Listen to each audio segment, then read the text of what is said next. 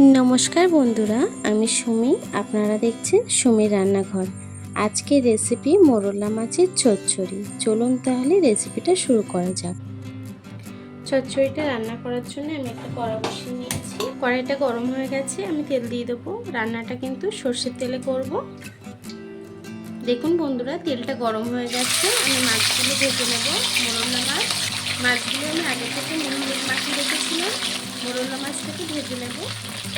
দেখুন বন্ধুরা, মাছটা কিন্তু একটু ভাজা হয়ে যাচ্ছে। আমি মাছটাকে একটু উল্টে দেবো। দেখুন বন্ধুরা, আমার মাছটা কিন্তু ভাজা হয়ে গেছে। মাছটাকে তুলে নেব। দেখুন আমি লাল লাল করে ভেজে নিয়েছি।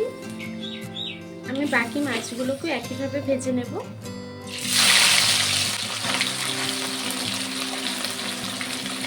দেখুন বন্ধুরা, আমার মাছটা ভাজা হয়ে গেছে। এই মাছ ভাজা তেলের মধ্যেই আমি সবজিগুলোকে দিয়ে দেবো। আলু, বেগুন আর কুমড়ো দিয়ে আমি এই চচ্চড়িটা রান্না করছি। তেলের মধ্যে একটু নেড়ে নিলাম।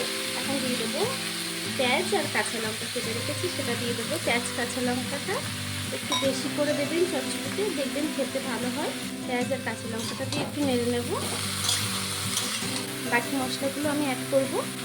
দিয়ে দেবো 1 চামচ আদা বাটা, দিয়ে দেবো সামান্য একটু রসুন, 1 চামচ জিরে বাটা, দিয়ে দেবো 1 চামচ হলুদ গুঁড়ো, দেবো স্বাদ মতো নুন।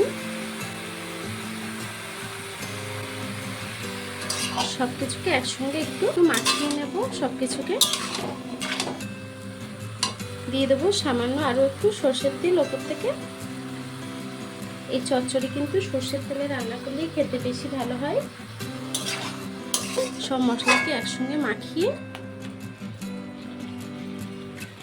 নিয়ে সামান্য একটু জল দিয়ে দেবো।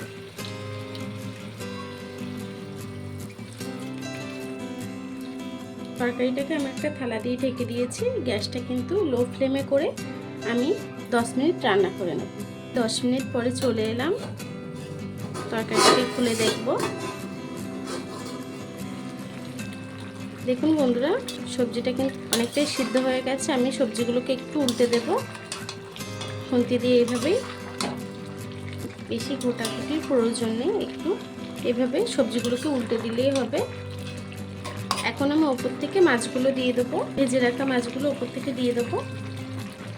আপনারা চাইলে কিন্তু কাঁচা মাছ দিয়েও এই চচ্চড়িটা করতে পারেন, কাঁচা মোরলা মাছ দিয়ে। আমার বাড়িতে কাঁচা মাছ পছন্দ করে না, তার জন্য আমি মাছটাকে ভেজে করছি। মাছটাকে দিয়ে দিয়েছি। মাছগুলোকে একটু এভাবে সেট করে দেবেন। দিলে মাছে কিন্তু ঝোলটা সুন্দরভাবে চলে যাবে আর মাছটা খেতেও ভালো লাগবে। এখন তরকারিটাকে আমি আরও কিছুক্ষণ ঢেকে দেব।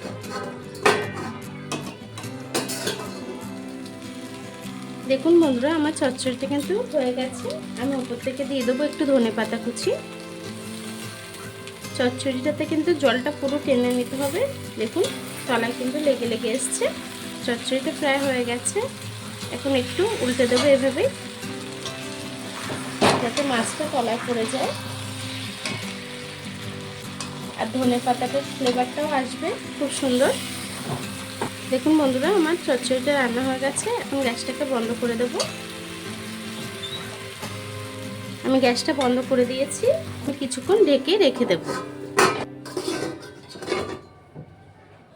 এখন আমি চচ্চড়িটাকে নামিয়ে নেব।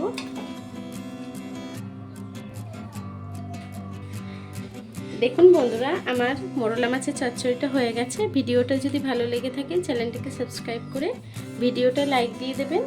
আর এতক্ষণ ধরে আমার এই ভিডিওটা দেখার জন্য আপনাদেরকে অসংখ্য ধন্যবাদ।